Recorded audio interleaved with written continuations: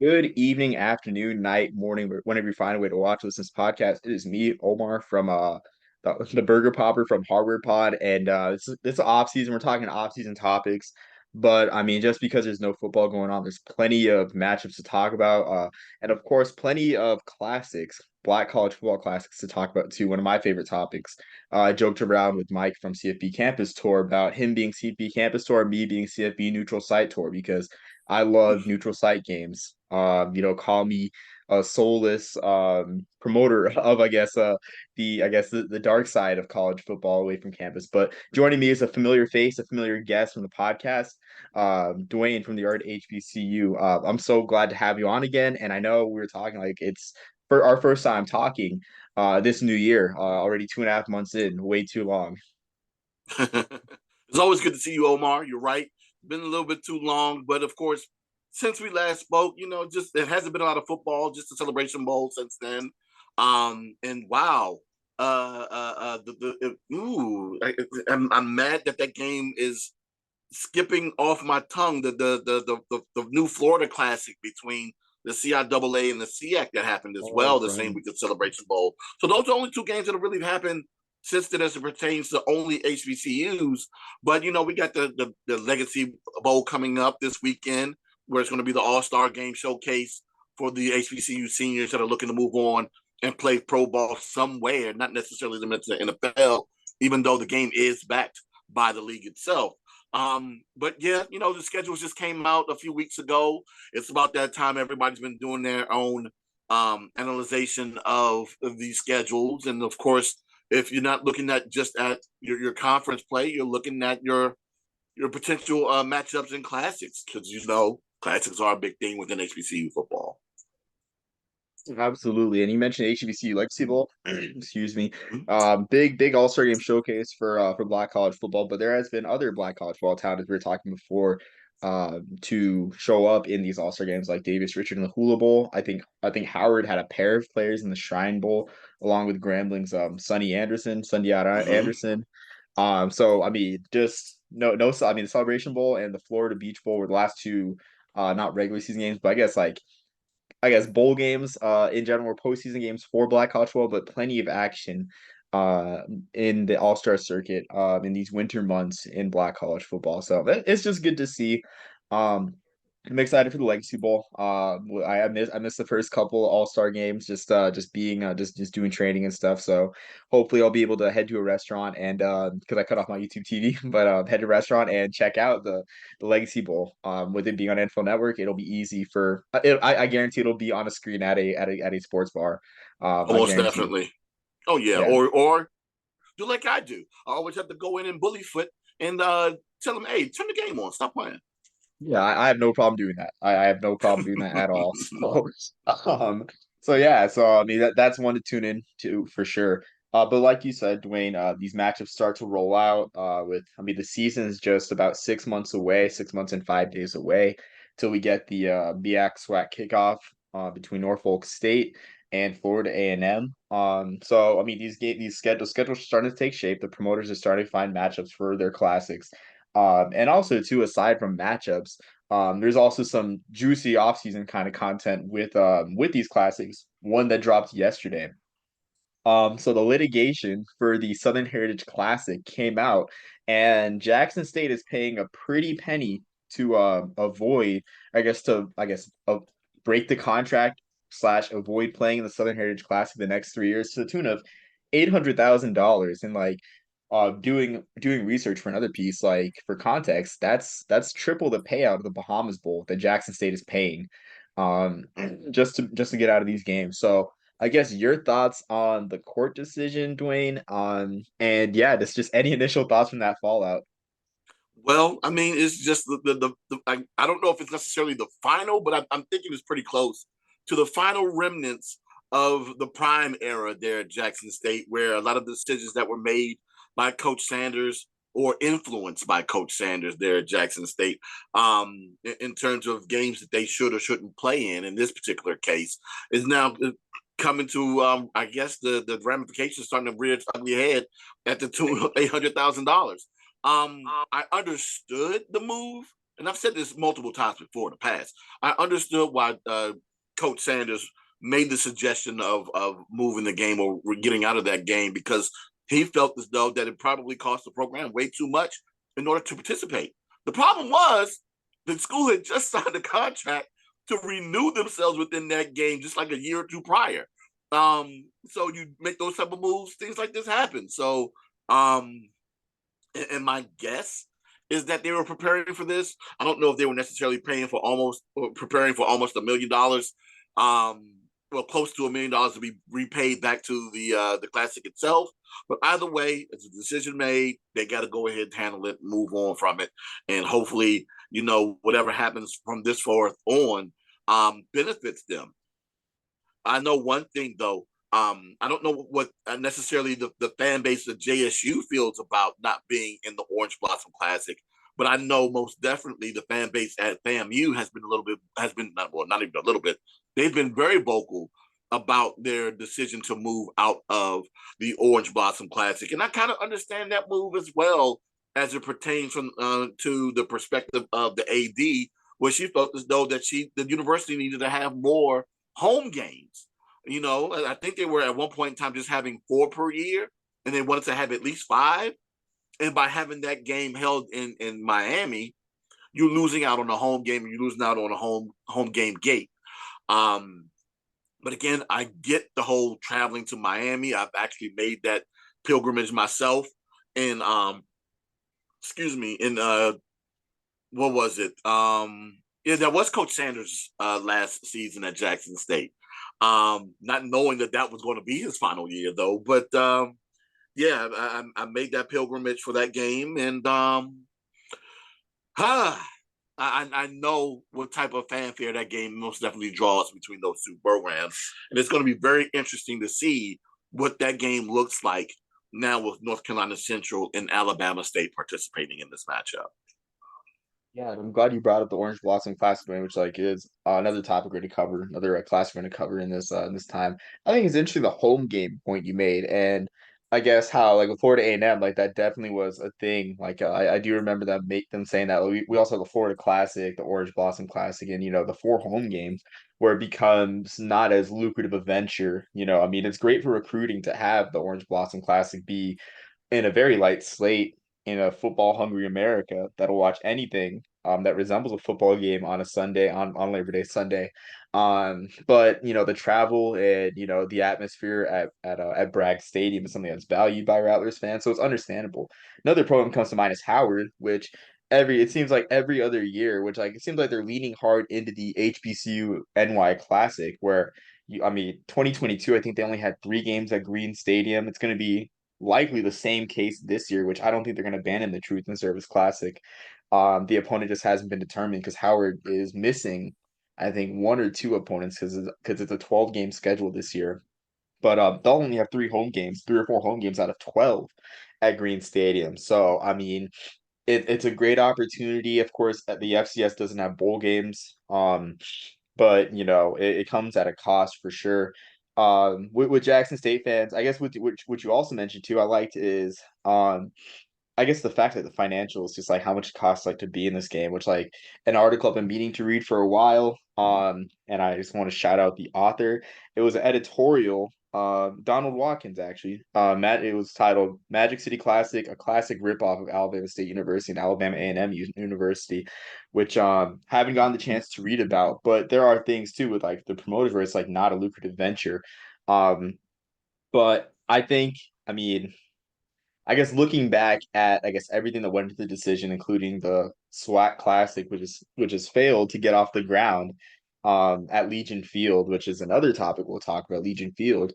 It just seems I guess kind of sad that they're not able to play the Southern Heritage Classic, but it seems like the not the Port City Classic, but the Gulf Coast Challenge has kind of stepped in to fulfill that classic void for Jackson State. It seems like it's on its 3rd year in a row at Ladd Stadium.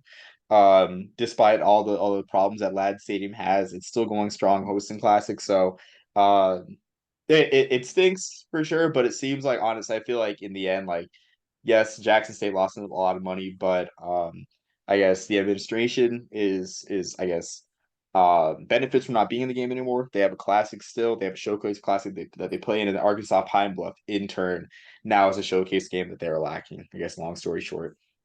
Yeah. I was just about to say that, just so people don't get it misunderstood. That yes, the Southern Heritage Classic is still going on. It's just that UAPB will be taking the place of Jackson State in that game.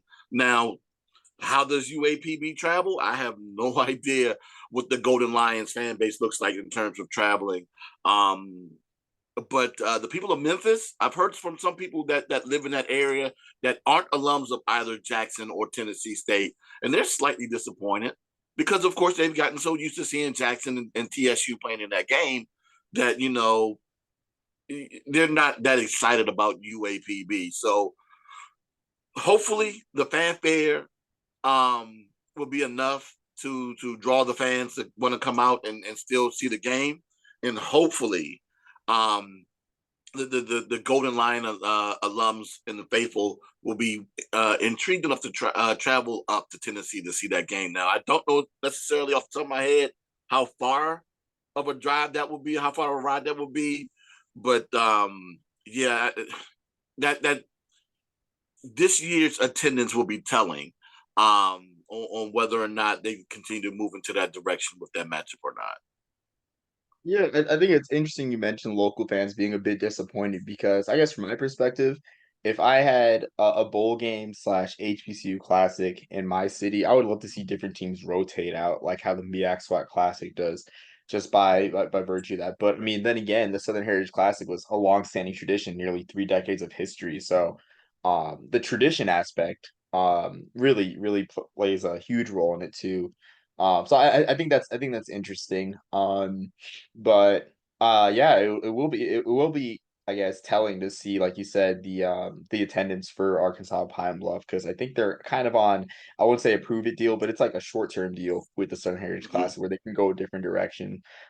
Which who knows where they will go. I mean, whether it be like Alabama A&M or maybe Mississippi Valley State, but it will be intriguing to see. Yeah, I just looked it up. It's not that far of a drive. It's 2.5 hours. So Oh, the fan base should be able to do it. The question yeah. is, will they do it? Um, so it gives that Pine Bluff fan base once again an opportunity to go to a city that they traditionally don't go to, especially if they're interested in going to see Memphis.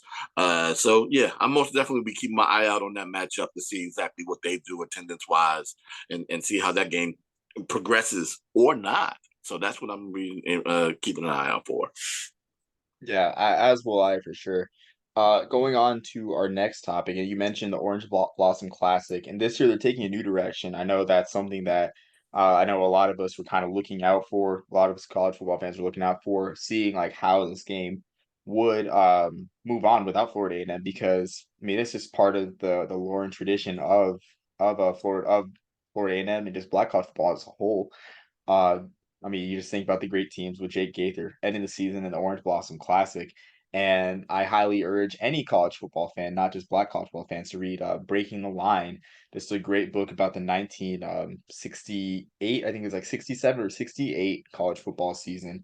Just Yes, talks about Eddie, mid to late '60s. Yeah. yeah, mid to late 60s, great turning point. Just talking about how important the meeting between Grambling and Florida State in that year's Orange Blossom Classic was. It's a must read for any college football fan. But I guess all rambling about lore and history aside, it was interesting because um I mean, this is uncharted territory, to say the least. Florida A&M not playing in the Orange Blossom Classic, not playing in Miami. So this year the game is North Carolina Central. Of course, you have defending, well, not sorry, not MEAC champions, but they got an at-large at-large bid in the FCS playoffs, playing against Alabama State, an emerging program, which, and honestly under the radar too. Like looking at the standings, like they didn't have a bad year at all, but Florida A&M was just so dominant that I mean Alabama State's 7-4 record was just. I mean, it was just small potatoes. Like no one really knew about it. I mean, so a good solid matchup. Definitely a great to see the MEAC and SWAC blink again because that is just the everlasting question each season. But I guess your thoughts on this new direction that the Orange Blossom Classic is going through. Now I have to start this by start this off by saying this. I don't have any issue with any head coach in HBCU football. I actually have pretty decent relationships with, especially the ones in the MEAC, and a couple of them, in the SWAC. But it's something about Trey Oliver and Eddie Robinson that I like. Um, so it's going to be very cool to see those two head coaches down in Miami with their programs. And both of these programs have had great defenses over the past few seasons. It's going to be very interesting to see, though, how North Carolina Central looks without their dual quarterback in Davius Richard. I forget the sophomore QB who actually had that huge game last year as a freshman. I'm going to be intrigued to see how he actually starts handling that offense, especially without their talented wideout Devin Smith, who decided to go into the transfer portal. I don't know if he's returned or if he's still out there in the portal right now, but I do remember him wanting to leave. So looking to see how Central rebounds in their attempt to make another run for another conference championship against a budding Alabama State program who, again, like you said, was on the verge or had been on the verge of competing for a divisional championship for the past two seasons, if not for the likes of both Jackson State and Florida A&M, respectively, in the past two seasons. So this would be a great opportunity for both of these teams to test themselves outside of conference. And this could actually end up being a potential Celebration Bowl matchup.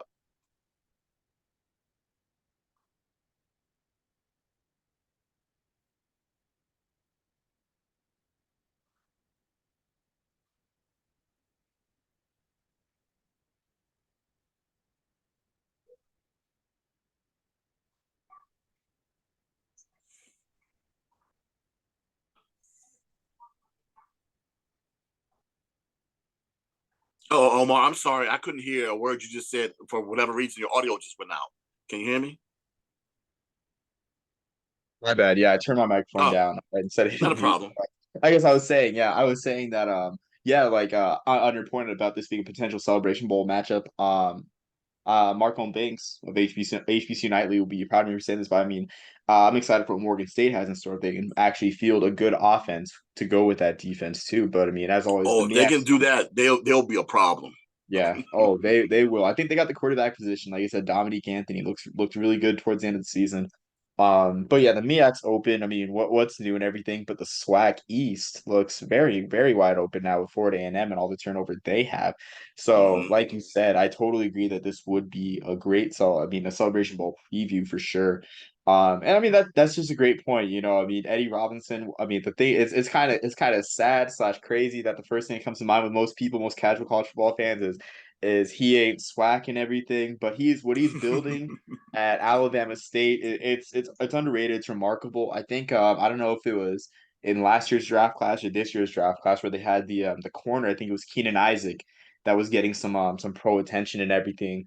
And of course Ezra Gray just having, I mean, just kind of floating around in the UFL, USFL, getting some good playing time there, getting some good touches. So he's building a just great talent there at Alabama State, out of Montgomery. And I mean, I do agree they're on the verge of a breakthrough. I think attendance will be interesting for sure because I mean, I think more so for Alabama State fans and A&M fans, the Magic City Classic is a bit of a hassle for them traveling wise, but they too also have a Lad People's Stadium game in the Port City Classic in the first week of November too. So it'll be interesting how the travel to not so much the Magic City Classic, but the Port City Classic in Mobile and the Orange Blossom Classic translate to Alabama State fans as to which one they'll pick and choose and travel for, if not all three. But the quarterback too that you mentioned for North Carolina Central, Walker Harris, phenomenal. It was phenomenal against Mississippi Valley State. 5 touchdown passes on 28 throws in that game. So it'll be interesting to see like whether they pick up right where they leave off. Because I mean, Harris is a great quarterback prospect.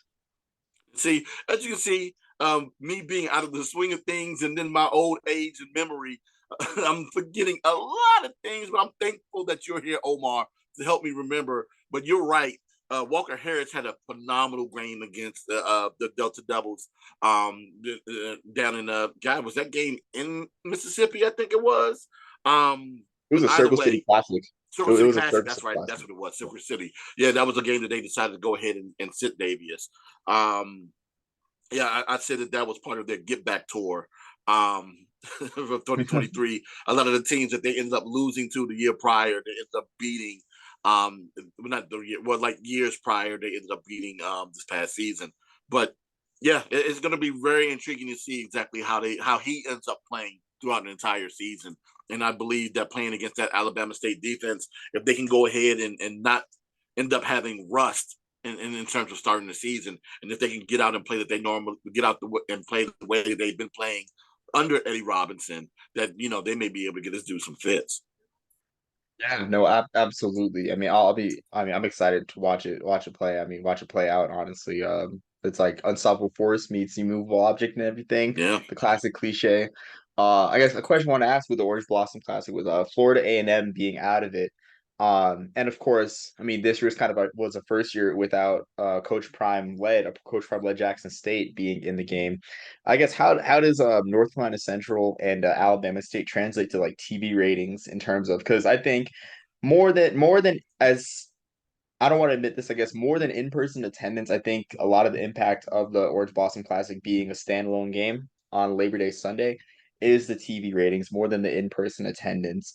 And I know North Carolina Central won the Celebration Bowl in 2022, went to the FCS playoffs in 2023. Um, but I don't know if they're as much of a traditionally known brand name as Florida A&M. And the same goes for like Alabama State, who has never gone to the Celebration Bowl. And I can't remember the last time they won the SWAC, but obviously it was before the Celebration Bowl was a thing. So I guess your thoughts on like the TV ratings, like whether this matchup will hurt it or we'll see sort of like the same thing, the same like plateau. I think it'll hurt, the television viewership because, of course, like you said, you don't have known entities in terms of football programs outside of HBCU realm, and then you don't have the attractiveness of Coach Prime being there, Willie Simmons being there now, or even the whole specter of what does this team look like in Jackson State without Deion Sanders there as head coach. So with all of that gone, even though both of these programs are pretty good programs, I think that they might take a hit in terms of viewership on TV. The benefit, of course, being that it's a Sunday where there's nothing going on in terms of the football period. So hopefully they can go ahead and well, no, I take that back because normally that's the same weekend as the Black College Football Classic that they have as well. But that game is normally a little bit later. But with that said, it's a possibility that they'll get some eyes, but it won't be like it's been in the past few seasons because that lore is no longer there. I think that's a very good point too. I mean the lore not being there, but um I do have confidence that the ratings will be good, not as good as the Deion Sanders peak. I think something too. You mentioned the Black College Hall of Fame class, like those matchups, with all due respect to Classic, have not really been, I guess, noteworthy. No, In terms of, I mean, it's most like a D2 matchup for the most part. I mean, there have been some solid games. Like I know there's like that game a couple years ago where I think it was Central State that took Alabama A&M down to the wire. Aquil Glass led Alabama A&M down to the wire. Like so, these games are good, but even more so, those are lesser known entities in Black college football and much more to college football fans. So I'm not. I mean, they haven't announced the matchup this year, so I'm not sure who it'll be, but I don't think it's gonna be a marquee matchup.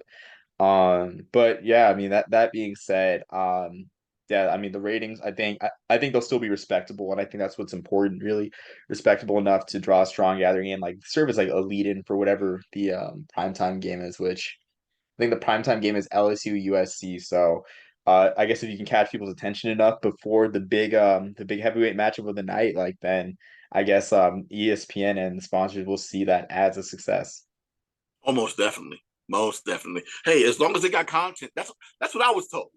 I was told years ago, but my guess is that the philosophy has changed since then. Because that was almost a decade ago. But I was told as long as you got content and you're able to draw, you're good with ESPN. So we'll see exactly how that necessarily works out for them. In a time frame in which football is king and they don't have any other football, so why not put it on? Yeah, absolutely. I'm a huge proponent for these games too. I mean, we see NFL Network getting more into the kickoff weekend game with the Brick City Classic, which is it's just so important to see important Black college football being played in the New York City Metro. So yeah, I mean, like you said, content is everything. And I mean, as long as you draw like strong viewers and I guess the six figures, then you're fine. Because that's a lot more than a lot of programs can say. I always use as a benchmark SMU Charlotte last year. I think that drew only like 18,000 viewers on a prime Wow. time game. Yeah, a future Power Five program, which I don't mean to attack SMU fans or Charlotte fans for that matter, but it just shows that I mean whatever good viewership you can draw as HBCU is definitely outdoing a lot of programs. Um, so I guess going on to something we kind of briefly mentioned earlier in the podcast, Legion Field and everything. This one, I guess this news is kind of under the radar because it's the Tuskegee Morehouse Classic. Tuskegee has been respectful in recent years. Morehouse can't really say the same, sadly. It's a constant uphill battle for Morehouse, but they're moving the classic back to McClung Stadium in Columbus, the traditional home of the classic, after a kind of unremarkable, I don't want to say disastrous, I want to stay positive, unremarkable 3 years at Legion Field in Birmingham. And of course, Legion Field, it's kind of an awkward thing to mention for a lot of people in Alabama, especially in Birmingham with that stadium situation. But now that stadium just has the Magic City Classic up until 2026 when the contract will be reevaluated, which makes the odds that it gets moved to protected stadium. I mean, that's a legitimate possibility. So I guess, Duane, like your thoughts on the Tuskegee Morehouse Classic moving back to its traditional home in Columbus, and I guess the future of HBCU football in Legion Field, or I guess football in general at Legion Field. That's a wonderful question, Omar. And I will have to admit, I am completely unfamiliar with what goes on there in Mobile, Alabama, over in Legion Field, outside of what they normally do with the Magic City Classic. So I don't know what necessarily the state of that stadium is, but if it's one that's failing, is that what the issue is? I think they haven't had much to do with it since UAB moved out into their own stadium. I think that's just a big thing. And That's it's right. like there's like a bill too, I think that marks it as a historic site in Alabama, which I'm not completely certain on the situation, but that's part of the problem too, where like it's like marked as a historic site in Alabama. So just a lot of moving pieces. Okay. Now, when you said that, I completely remember the fact that UAB does now have their own stadium there, especially with A&T recently playing against UAB at UAB this past season. If that's the case, and if what's going on there at Legion Field is anything similar to what is happening here at RFK here in DC, and they're not investing any money into Legion, regardless of the fact that if it's historical or not, it's a high possibility that that game just might be history there at Legion Field. So yeah, they feel as though that they can go ahead and move to a better venue. Um, and it'll be something where it'll be more cost effective and both schools are capable of getting a respectable return from that.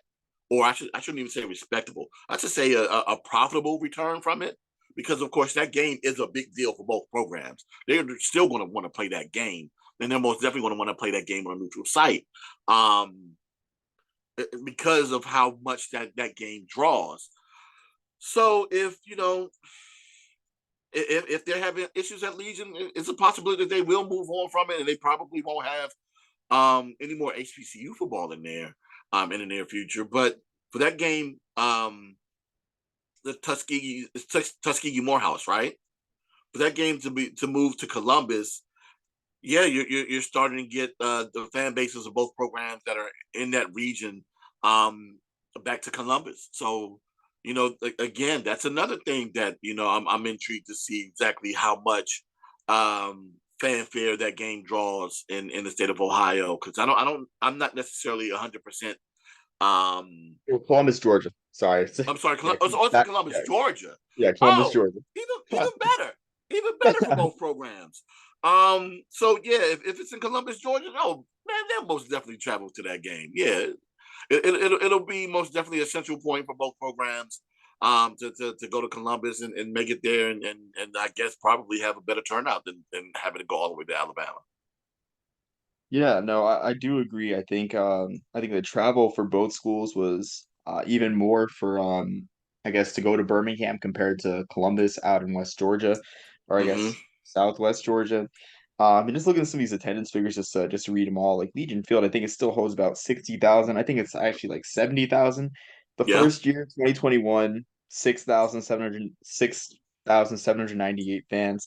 The year after, 2,389 fans, which I can't even imagine how empty Legion Field looked, because it looked very empty in 2021 when I went, when I was living in Georgia at the time. Mm-hmm. And then the following year, we had just like 3,098 fans attend at Legion Field. So I just think it's unfortunate what's happening in Birmingham. And I guess fans that are going to Birmingham, I don't think the area was too bad. Of course, I'm not a Birmingham native. I don't think the area was too bad for Legion Field, but I've heard things about the area Legion Field is in Birmingham being a problem for travelers. I don't have any bad things to say about it, but I've heard that being an issue. But aside from just the capacity of Legion Field, that really doesn't have much else to offer for the Magic City Classic in the future. Of course, it's a near sellout every time, and going to Protective Stadium at UAB would be a downside in capacity. But I mean, the fan experience would be enjoyable for a lot of fans. Would be more enjoyable. So I think I want to say that with the upcoming contract year coming in 2026 for the Classic, I want to say that this is a stepping stone. I guess not a stepping stone, but a step towards them moving to a protected stadium. I think that's just my opinion. I don't have any inside information, but it's just not a good look that Legion Field isn't good enough for two D2 HBCUs in the SEAC.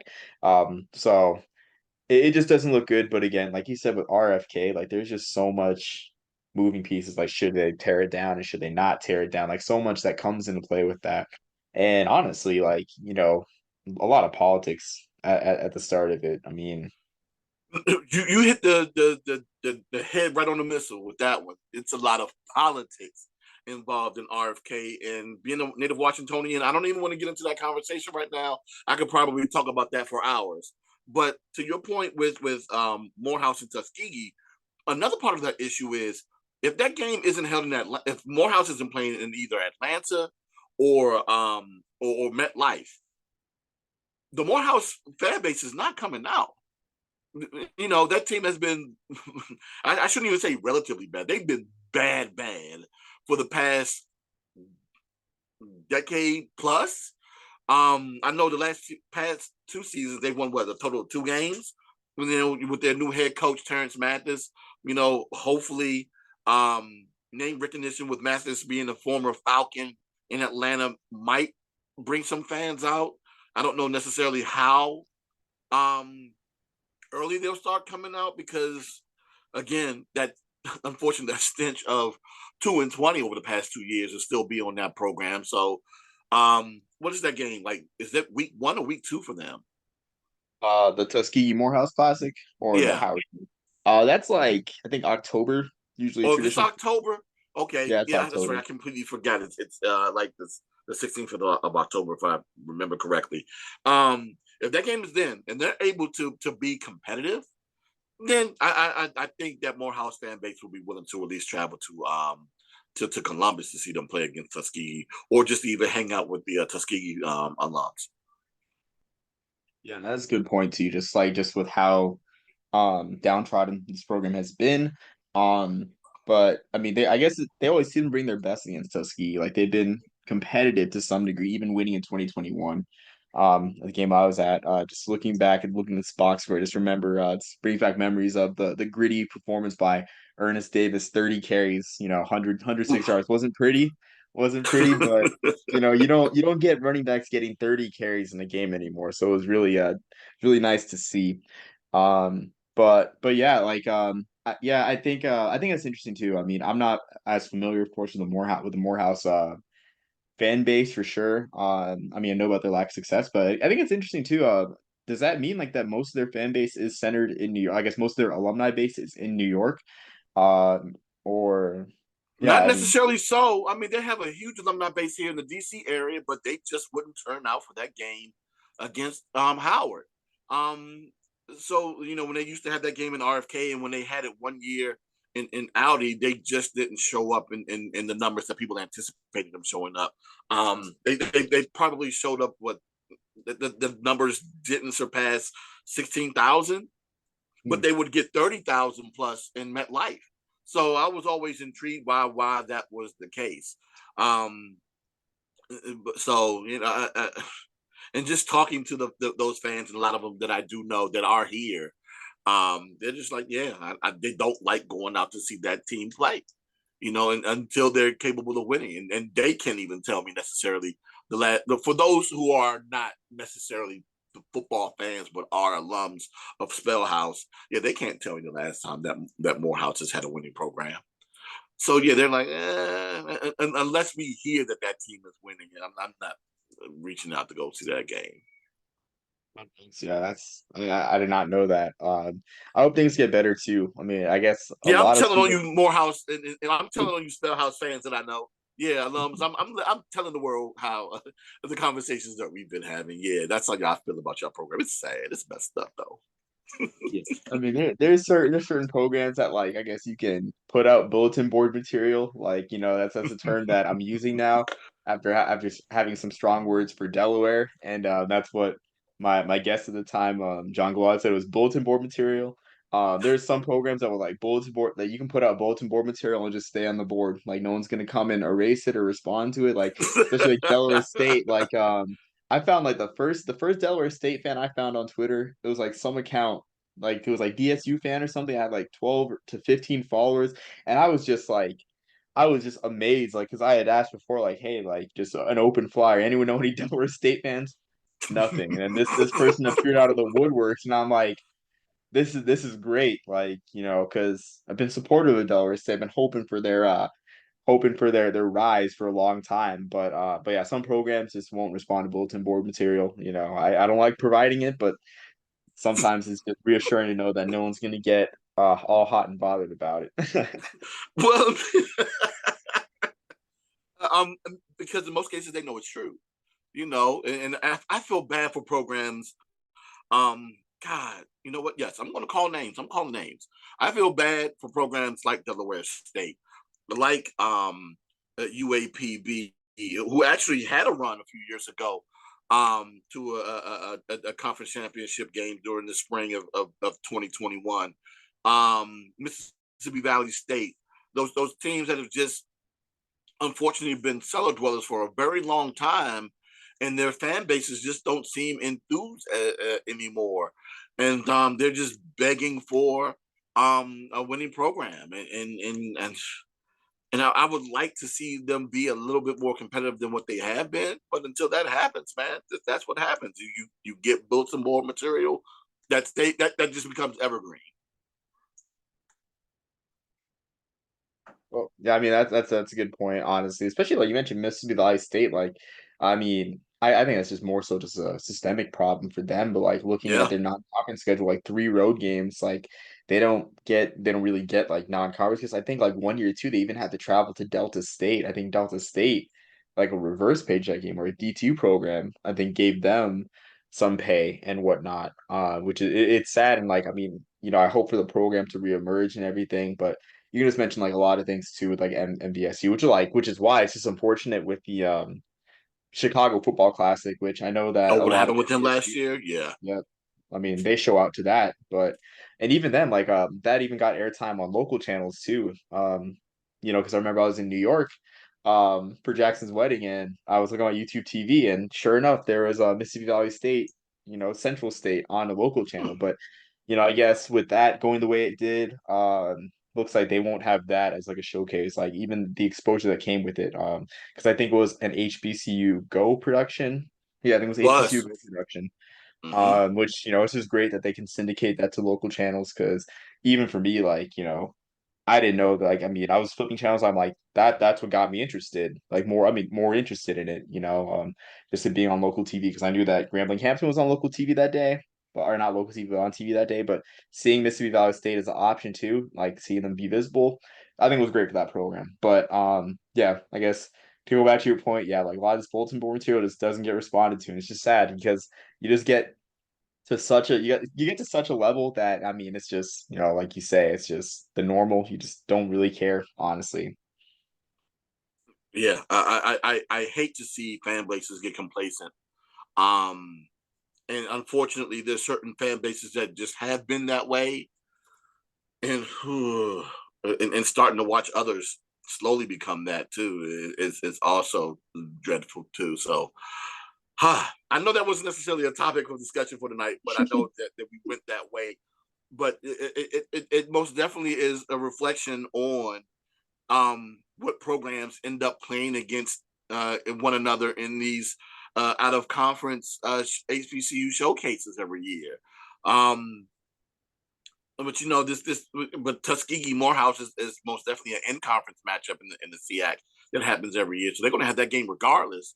I just it just seems to me, being that I'm not necessarily a big follower of that matchup, that they do this at a neutral site because they feel as though that they can get bigger attendance by doing that game there. But it just didn't work out for them. And you said it was in Mobile before, right? Or was it Birmingham? Birmingham, Yeah, Birmingham, Legion yeah. It Field. didn't work out for them in Birmingham, so yeah. Hopefully, it does. Moving it to Columbus. Yeah, I don't know. That's the traditional spot. I can't think of like another neutral site game that like it's like that moved away from its traditional spot to a new site to like no success to I guess a little success. But it was an experiment that failed in the end, and there's just greater questions now with Legion Field in the end. Sad to say for the once proud stadium. But yeah, like I know that was kind of like a negative note which we kind of just went on, but I guess do you have anything final to add? I know you mentioned basketball season. It's about to end. It's crazy. I haven't been able to go to many college basketball games out here in the borderlands, which is a shame. But I think something for me that I think about, I'm a huge NIT fan. And just think about the new format, how that hurts HBCUs, because something I always loved to see was the auto bids for the regular season champions, where it's like, and I think I don't know if this is just me kind of I guess kind of like not making something up, but just kind of like over exaggerating, but it always seemed like there was a lot of upsets in the Um SWAC tournament that put teams in the NIT as kind of like a silver lining where like teams that win the regular season championship still get to play postseason basketball in a high paying tournament. That I think looking at it like the units, I forget the number, but I know there was a number that was a pretty solid number that schools get for NIT units, which I mean it's a godsend for HBCUs. I guess so. Your thoughts on like the new NIT format and just how it impacts HBCUs? Ooh, man, because I understand both sides of that coin, right? It very much so leads me to the conversation I was having with fans as it pertains to the final um, BCS playoffs that we just had, right? When everyone was up in arms about Florida State not making it in, but Alabama and Texas getting in, right? And I'm slowly starting. Well, that's not slow no more. I completely get it now. That these committees, when you have these selections like this, have one thing in mind, and that is to make sure that they have the best product out there available, so they can generate revenue, so they can go ahead and disperse that revenue amongst everyone. And I understand how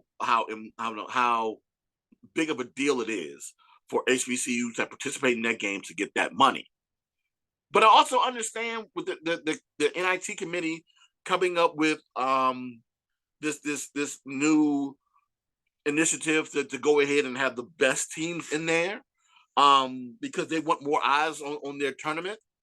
I would suggest or advise these HBCU conferences to, as a whole, schedule better games and beat these opponents. If you're able to do that, it kind of makes it hard for them to ignore you as a potential um, a candidate for a bid for their tournament. Um, I'm, I'm I'm guessing that it's perceived to be a handout for these mid majors that just get automatic bids because they're regular season champions. Um, even though I still feel as though if you're able to win your conference championship, you should be playing some sort of postseason basketball. But now that it's becoming less about um, competition and more about money, I completely understand why the NIT does it. I don't like it, but I understand it. Yeah, I mean, I agree, and I think the thing that kind of pushed NIT to do that was like Fox rumoring of I guess their rumor of doing I guess their sort of NIT with like the Big East, Big Ten, I think Big 12. But yeah, like it's sad. And it's like there's been like a lot of good showings in recent years with like I guess the HBCUs in the NIT. I know just like looking at past brackets, while I was listening to you, I mean Norfolk State, I forgot that they upset Alabama in the first round of the NIT a few years back. And then I think in like 2022, it was like Texas Southern only lost by 12 in their first round game. So I mean they put up respectful showings, and it's like for the fan, I guess like it's like it's good exposure. I mean, it's a light slate. Of course, more people are watching the NCAA tournament. It's like like you get some NCAA tournament TV times, TV blocks that are just like filled with blowouts.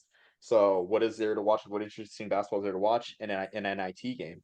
So oh yeah, that being said, I mean, you mentioned the scheduling. It's always tough with like the with teams in SWAC and MEAC having to play their paycheck games. And something that I think was lost on me until you mentioned scheduling was the initiative that the Pac-12 did, or well, was doing, where they visit HBCUs and play them on their turf. And that's something that, the conference has benefited a lot. They've gotten a couple, if not more than a couple, signature wins against the Pac-12. That's something that's going to be lost with the fall of the Pac-12. So, like I said, like I guess like you said, I don't like it, but I totally understand that the NIT was forced to, I guess was forced to act in some way. And it's like I wouldn't even say they're like trying to be greedy. I think they're just trying to survive too. Like it's just been all about survival for the NIT ever since I mean the NCAA tournament like overtook it for status for like I don't know 60 years ago or so. Oh yeah, yeah, and I completely agree with you on that because if you said did I hear you correctly that Fox Sports is looking to start their own postseason tournament with a couple of the major conferences? I don't know if like they're officially starting. I'll have to check. I know they're talking about it, but I don't know if they're officially starting it. Let me check on that right now. Okay, but while Uh you're looking for that, if that's the case, whoo, that's insane because of course that's another way for you to draw revenue for these known programs. But with your point about the SWAC and the Pac-12, yes, this is the final year of that because of course the Pac-12 will no longer be. But yeah, USC was on Alabama State's campus this past season, and you're right. There have been upsets, and there were a couple of upsets this year where SWAC teams beat Pac-12 teams again. So yeah, that was most definitely a wonderful initiative for the Pac-12 to even get themselves involved in. It will be interesting to see if another conference steps in on the Pac-12's place and replaces them for that, or even if someone decides to do it with the MEAC. So if that becomes the case, that's another way for them to go ahead and have these home and home uh, out of conference matchups that gives them the opportunity to compete and potentially win games to make their conference a little bit more viable as it pertains to the NIT and their whole selection process. Yeah, so I mean, yeah, I agree completely. I mean, I guess hopefully there are ways. Like I know Howard makes it work every year with their Power Five game, but I mean, hopefully those schools like USC, I guess the former Pac-12 schools continue to do so, even if it's not a conference initiative. And even then, like you say, anyway, like anytime you get a mid-major to come to your home court as a MEAC or SWAC school, like you say, you got to win those games to improve your standing. But in doing the research just now in the Fox tournament, so it turns out that's not happening this year. I guess the NIT ultimately doing what they did with like the new thing where they take like the best power conference teams. Ultimately, I guess that kind of swayed Fox from doing their thing, at least for this year. Wow. Okay. So, but I don't think it's ruled out in the coming years where, I mean, the postseason is going to be, excuse me, power conference heavy. But I guess to end this, no, like when you think about, I guess, the most memorable, like opening round, like games, like no one thinks about like the the random 7-10 game between two power conference teams. They think about the upsets, and that's what everyone likes. Everyone thinks about Norfolk State, Missouri, from HBCU perspective. Everyone thinks about the St. Peter's and everything. And even like the NIT as well. Like seeing those names to a lesser degree, I know it gets less exposure, but seeing those schools win against power conference teams makes the tournament more enjoyable. So I think it's sad seeing HBCUs being left out potentially, or I guess likely being left out of the equation. Um, and I guess it's just like I guess the big wigs, the suits, I haven't used that term in a while in the recording. The suits have the wrong perspective on college basketball's postseason, and the MEAC and SWAC are falling victim to that. I guess that's all I can say about that. No, you're absolutely right, especially as it pertains to now. This is something that most definitely affects the mid majors as a whole. But when you look at how the conferences are ranked, unfortunately, when you look at those bottom two or three out of like what the 30 conferences that participate in collegiate basketball, the MEAC and SWAC are unfortunately at the bottom of those of that bunch. Even though you will get a couple of upsets from those programs, so yeah, yeah, it's most definitely something that hurts those conferences. Yeah, for sure. It's a blessing and a curse because, of course, like being like you get the first four game, right? You're not in the 64 team field. I mean, you are in the field, but you're not in the 64 team bracket. But it's a blessing in that, you get pretty much a standalone game and you get a unit for winning that standalone game if you're an HBCU. But Mm-hmm. yeah, like it's just a tough break for sure for HBCUs and mid majors as a whole. So yeah, I mean, I guess that's two negative notes that we sort of Look at ended on. us! Oh my God! I guess are things that bad in college athletics now? I mean, geez, like I know there's a lot of doom scrolling in college athletics nowadays, but I guess to end on a positive note, like I guess there's something positive doing that we can just end this on. Yes, HBCU Legacy Bowl this Saturday, NFL Network. Check out your favorite HBCU football players. Take another crack at an opportunity of attempting to make a pro roster, be it the UFL or the NFL this year. So there should be a lot of good football being played this Saturday. Yeah, no, For I, those I, of you I who love are still fiending for football, yeah. Yeah, I love that, Dave. Joy, thanks for that. Thank you for that reminder. I just want to say this. I want to use this to plug that. I think the HBCU Legacy Bowl, they got great uniforms. The helmets are great, but let those young men represent their schools. Like that is huge for the schools. Let them wear their helmets. Like enough with the commercialism. Like I mean, I know it comes from a good heart, but it's like I know you guys are selling like the souvenir helmets or whatever, like selling game use helmets, like but it's like let those young men represent their schools and everything because there's that recognition, it's so cool. Like all-star games still mean a lot to a lot of people, to a lot of fans of schools. I know for me as an Army fan, like if I was in training, I was debating going to I think it was the Tropical Bowl to see an Army one of Army's cornerbacks play in a 90% empty Citrus Bowl stadium, in an all-star game because these games mean a lot to some fans. So I guess, I don't think they'll ever listen to people like us just about the helmets, but it's like it just disappoints me every year that these young men aren't wearing their school's helmets in this All-Star game. But that being said, that's not a reason to not watch it. You know what? I'm gonna go ahead and take this opportunity, Omar. I'm gonna go and straighten up my camera a little bit. I'm gonna look directly into the camera. This is directly towards the HBCU Legacy Bowl and its organizers. Okay, this is just me being selfish here, right? Ever since I was a little child, watching games like the NFL Pro Bowl, I always got excited when I turned on the TV and I'm watching the Pro Bowl and I was able to see that burgundy and gold helmet and say to myself, that's my team. I was able to identify with that player and was proud that a player from my team was playing in that game. It's always been like that for me. And I know with the millions and millions of fans, I had to do a rock shout out being that he's back in wrestling. Now that the millions and millions of fans out there who enjoy watching their teams or representatives from their teams playing in these all-star games. And it's something that is not, you know, any different as it pertains to the HBCU Legacy Bowl. Us HBCU fans would love to see our players out there on the field wearing their helmets. Now, I know that you guys have already gone through whatever you had to go through in order to make these beautiful helmets that you have.